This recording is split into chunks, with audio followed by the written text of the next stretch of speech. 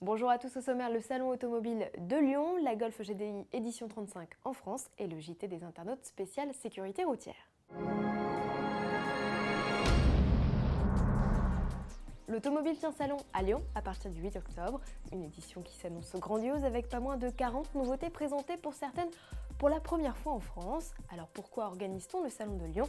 Explication de Christian Conzen, le président. Il y a une volonté stratégique de développer ce salon parce que les constructeurs lancent de plus en plus de nouveaux modèles, de nouvelles versions et que la cadence de sortie des nouveaux modèles est de plus en plus fréquente. Peut-être se reproche du salon de Francfort, mais on constate qu'entre le salon de Francfort et le salon de Lyon, il y a des nouveaux modèles qui sont déjà sortis. Citroën DS5, Renault Twingo, BMW M5, Ferrari 458 Spider, Honda Civic, McLaren MP4 12EC, Toyota Yaris ou encore Volkswagen Up sont à découvrir jusqu'au 16 octobre à l'Euro-Expo de Lyon.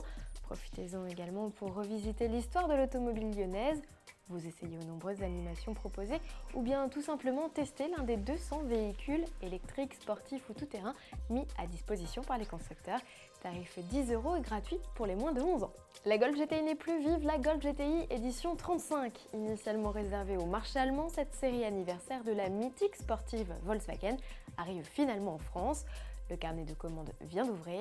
Avant de parler prix, parlons technique. La Golf GTI édition 35 reçoit le 2 litres TSI poussé à 235 chevaux. C'est 25 de gagné.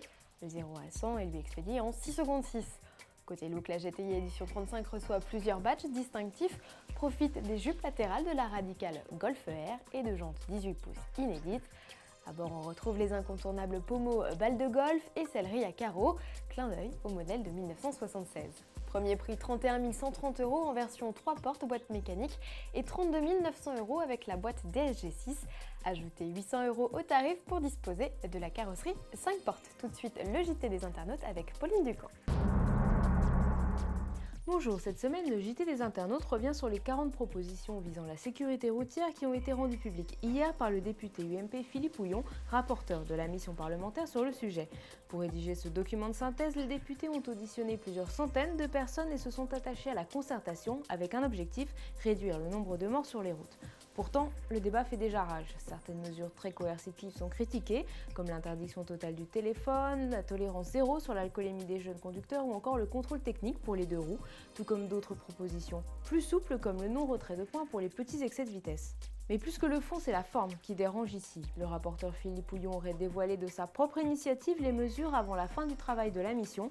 Résultat, une crédibilité écornée avant même la remise du rapport. Il faut accueillir cette annonce avec beaucoup de réserve, parce que visiblement, quand on voit comment réagit le président de cette mission qui est fou de rage, soit le type a effectivement balancé des choses qu'il n'aurait pas dû dire, soit au contraire, il a librement interprété des propos qu'il a pu entendre pendant ses auditions.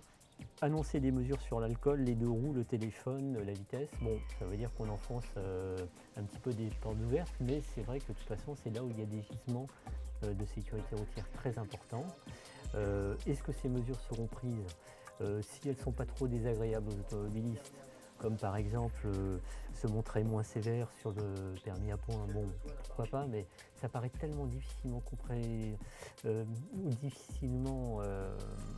possible qu'on annonce des mesures désagréables à 6 mois des présidentielles que ça paraît vraiment extrêmement douteux que de telles mesures puissent effectivement arriver.